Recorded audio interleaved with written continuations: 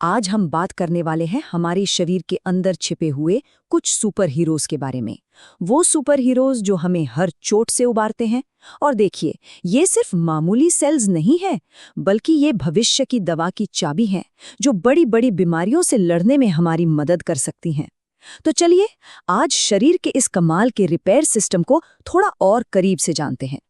कभी ये बात दिमाग में आई है कि आखिर घुटने पर लगी खरोंच ठीक कैसे हो जाती है, या फिर टूटी हुई हड्डी अपने आप कैसे जुड़ जाती है? चाहे चोट छोटी हो या बड़ी, हमारा शरीर खुद को हील कर लेता है, और इसका सारा राज हमारे अंदर ही मौजूद कुछ बहुत ही खास सेल्स में छिपा है। और इन्हीं सेल्स को कहते हैं स्टेम सेल्स। इनको शरीर का ब्लैंक कैनवास या मास्टर बिल्डर भी कहा जा सकता है। मतलब जरा सोचिए, जैसे कोई ऐसी जादुई मिट्टी हो जिससे कुछ भी बनाया जा सके। दिल की मांसपेशी बनानी हो या दिमाग का कोई न्यूरॉन, कुछ भी। स्टेम सेल्स हमारे शरीर के लिए बिल्कुल वैसी ही जादुई मिट्टी हैं।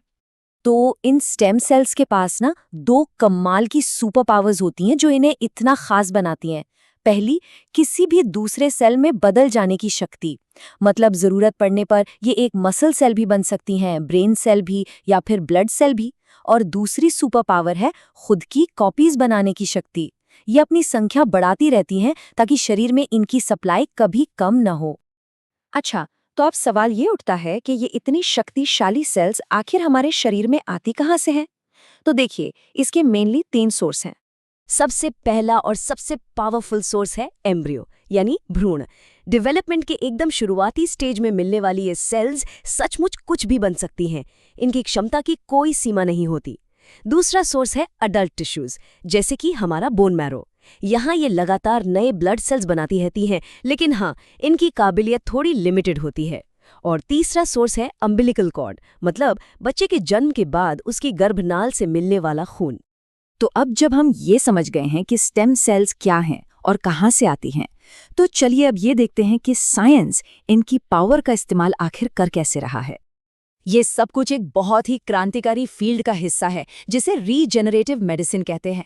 इसका मकसद सिर्फ लक्षणों को दबाना नहीं है, जैसा कि ज्यादातर दवाइयां करती हैं। नहीं, इसका लक्ष्य तो शरीर के खराब हो चुके हिस्सों को जड़ से ठीक करना है, या फिर उन्हें पूरी तरह से बदल देना है।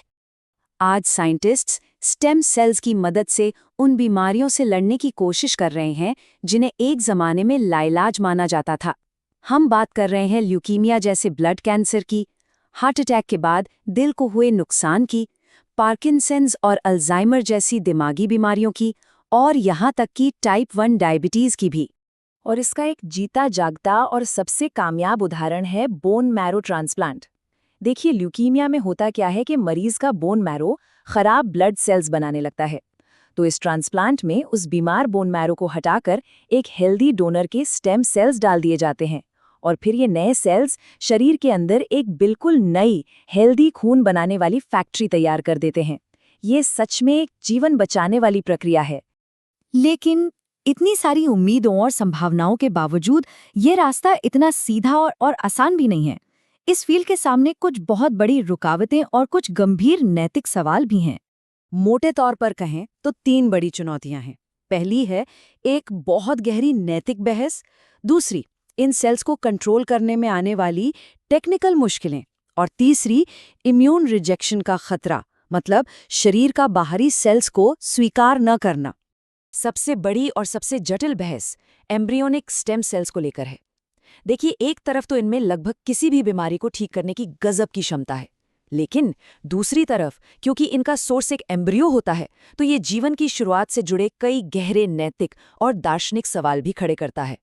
अगर हम साइंटिफिक नजरिए से देखें तो सबसे बड़ी चुनौती है इन सेल्स को सही दिशा देना। मतलब ये पक्का करना कि ये वही सेल बने जिसकी शरीर को जरूरत है और कुछ नहीं।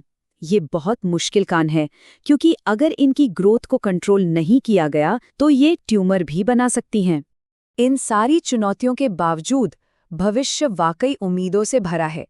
स्टेम सेल पर हो रही रिसर्च हमें एक ऐसे मेडिकल फ्यूचर की तरफ ले जा रही है जिसके बारे में शायद हमने कभी सिर्फ कल्पना ही की थी। तो एक ऐसे भविष्य की कल्पना कीजिए जहां लिवर फेलियर या रीढ़ की हड्डी में लगी चोट का इलाज सिर्फ कुछ सेल्स के ट्रांसप्लांट से किया जा सके, ये अब कोई साइंस फिक्शन नहीं है, बल्कि एक ऐसा सपना है जो धीरे धीरे हकीकत में बदल रहा है। हम वाकई एक ऐसे युग की दहलीज पर खड़े हैं